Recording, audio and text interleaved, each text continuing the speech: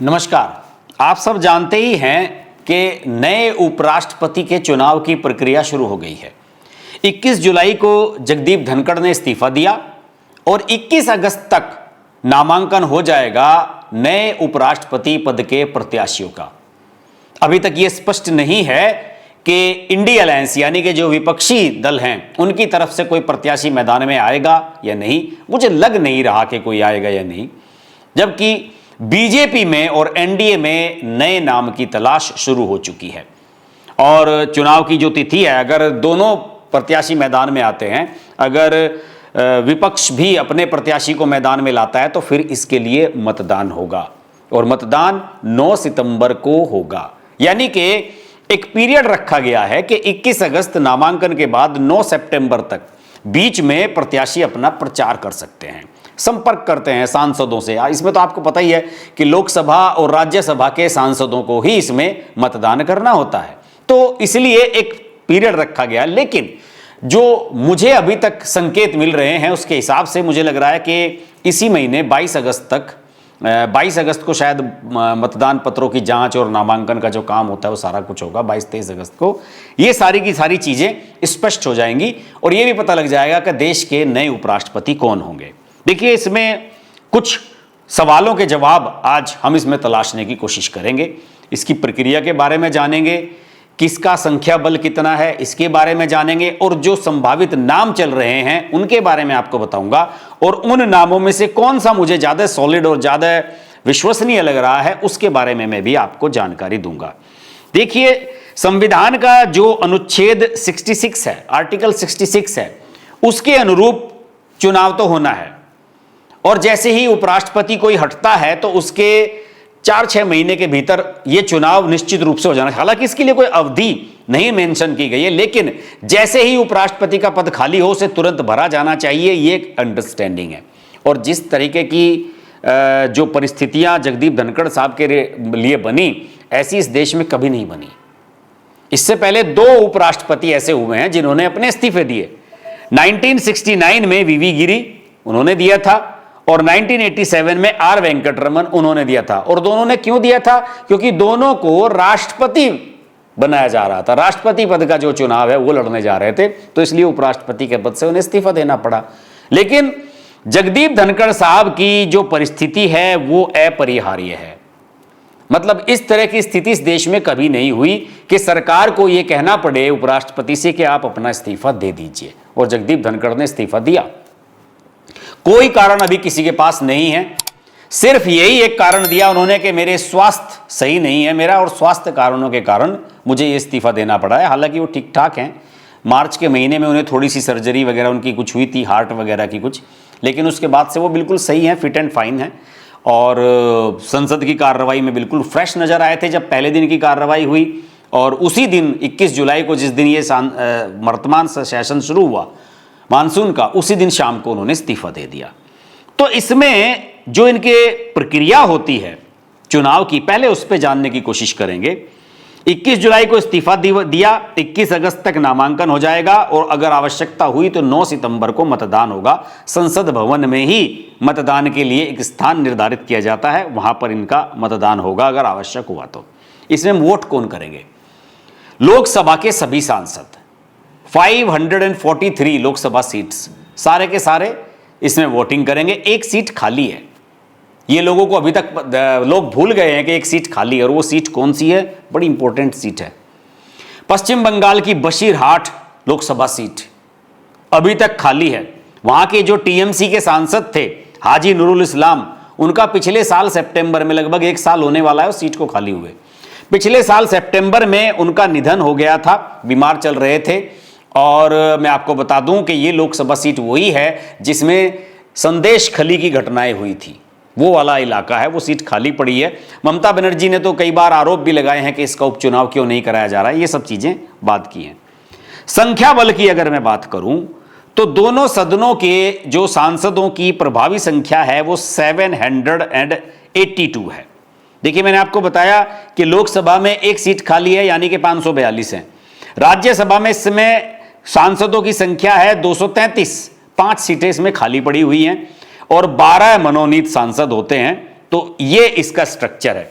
और इस समय की अगर मैं बात करूं तो 782 अगर लोकसभा सीटें हैं, उसमें जीतने के लिए 391, यानी कि 782 सीटों में 391 के वोट जिसके पक्ष में पड़ जाएंगे वो उपराष्ट्रपति बन जाएगा। एनडीए के पास इस समय लोकसभा में 293, 293, राज्यसभा में 129, जिसमें मनोनीत जो सांसद हैं वो भी शामिल हैं, और उस तरह से उनका कुल मिलाकर आंकड़ा बनता है 422। 422 उनका आंकड़ा बनता है एनडीए का, और ये आवश्यक बहुमत से काफी ज्यादा है, 28 वोट के करीब अधिक है। इंडिया अलायंस की अगर मैं बात करूं तो लोकसभा में 249, राज्यसभा में 106, टोटल मिलाकर होते हैं 355। और जो अन्य दल हैं, कुछ ऐसे दल हैं जो ना इंडिया अलायंस में हैं ना एनडीए में हैं, जैसे कि आम आदमी पार्टी है, बीजू जनता दल है, वाईएसआरसीपी है जगन मोहन रेड्डी की, उनके 51 एमपीज हैं। उनमें से भी ज़्यादातर को लोगों को लगता है कि समय होगा तो ये एनडीए के प्रत्याशी को वोट देंगे, बीजू जनता दल, जगन मोहन रेड्डी। आम आदमी पार्टी वाले दें या न दें, लेकिन इनकी वजह से ये वोट उनको मिलेंगे। तो ये समीकरण बनती है दोनों सदनों की अगर हम मिला करके देखें तो एनडीए के उम्मीदवार की जो जीत है वो सुनिश्चित है। अब सबसे बड़ा सवाल ये है कि एनडीए का उम्मीदवार कौन होगा, कब होगा, कैसे होगा। अभी तक जो राजनीतिक गलियारों में चर्चा चल रही है उसके मुताबिक 15 अगस्त के बाद संभवतः प्रत्याशी का ऐलान होगा, क्योंकि 15 अगस्त को जो स्वतंत्रता दिवस का कार्यक्रम होता है लाल किले पर, उससे पहले संभवतः सरकार इस पर कोई फैसला ना ले।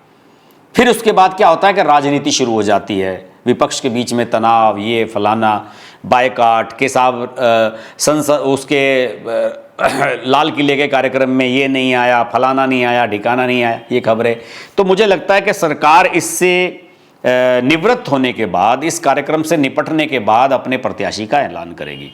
अभी मैं कुछ पत्रकार साथियों से अपने बात कर रहा था दिल्ली में, तो उनसे मैंने चर्चा की, तो बात की, उन्होंने कहा कि भाई जो यहाँ का मीडिया का एक बड़ा सेक्शन है वो तो लगा हुआ है कि किसी तरह से शशि थरूर को उपराष्ट्रपति बनवाया जाए। मैंने कहा तो संभव नहीं है। उन्होंने कहा क्यों संभव नहीं है? मैंने कहा कि संभव इसलिए नहीं है कि एक तो शशि थरूर कांग्रेस से बिलोंग करते हैं, अभी तक ऑफिशियली बीजेपी में भी नहीं आए हैं, और शशि थरूर जैसे इंटेलेक्चुअल लोग हालांकि इस पद के लिए उपयुक्त हैं, लेकिन आज के राजनीतिक सिनेरियो में बीजेपी नहीं चाहेगी कि किसी दूसरे दल से आए हुए व्यक्ति को सांसद अपना उपराष्ट्रपति बनाए। बीजेपी चाहेगी वेंकैया नायडू ने जैसा नाम।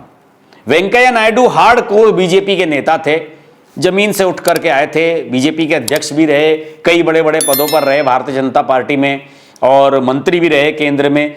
तो उनके नाम को लेकर किसी को कोई दिक्कत नहीं थी। नरेंद्र मोदी ने उनका खुद नाम चलाया था, वेंकैया नायडू ने। तो मुझे लगता है कि इस बार भारतीय जनता पार्टी किसी हार्डकोर बीजेपी के नेता को चुन करके लाएगी और उसी को अपना प्रत्याशी बनाएगी। हालांकि बहुत सारे लोग ऐसे हैं जो हरिवंश जी के नाम की सराहना कर रहे हैं कि साहब उनका नाम होना चाहिए।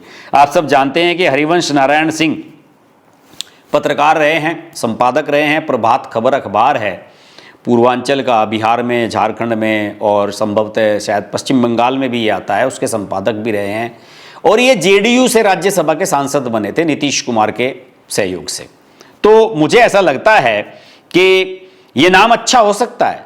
अभी जगदीप धनखड़ जब नहीं है तो उपसभापति होने के कारण हरिवंश जी जो है लगातार संसद की कार्रवाई, राज्यसभा की कार्रवाई का संचालन कर ही रहे हैं। आपको याद होगा जब कृषि कानूनों का मुद्दा हुआ था तो उस समय संजय सिंह ने बड़े पर्चे वर्चे फाड़े थे, आम आदमी पार्टी के जो सांसद हैं राज्यसभा के, और उसके बाद उनको बाहर निकाल दिया गया था पार्लियामेंट से, तो वो धरने पर बैठ गए थे।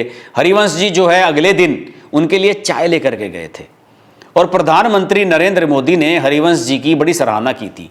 जिस समय कृषि कानून पास हुए थे उस समय जो सभापति की कुर्सी है उस पर बैठे हुए थे हरिवंश जी, उन्हीं की मौजूदगी में ये कृषि कानून पास हुए थे और उनका बड़ा विरोध हुआ था। वे बड़े हर्ट भी हुए थे कि मेरी उपस्थिति में इस तरह का हंगामा, उन पर कागज के गोले फेंके, ये सब काफ़ी कुछ हुआ था। लेकिन हरिवंश जी ने एक स्टेट्समैन की भूमिका निभाते हुए अगले दिन वो संजय सिंह जो संसद के परिसर में बैठे हुए थे धरने पर, तो वहाँ पर उनके लिए वो चाय एक मग में लेकर के गए थे और संजय सिंह ने चाय पी नहीं थी उनकी, वो उनसे काफ़ी नाराज़ थे।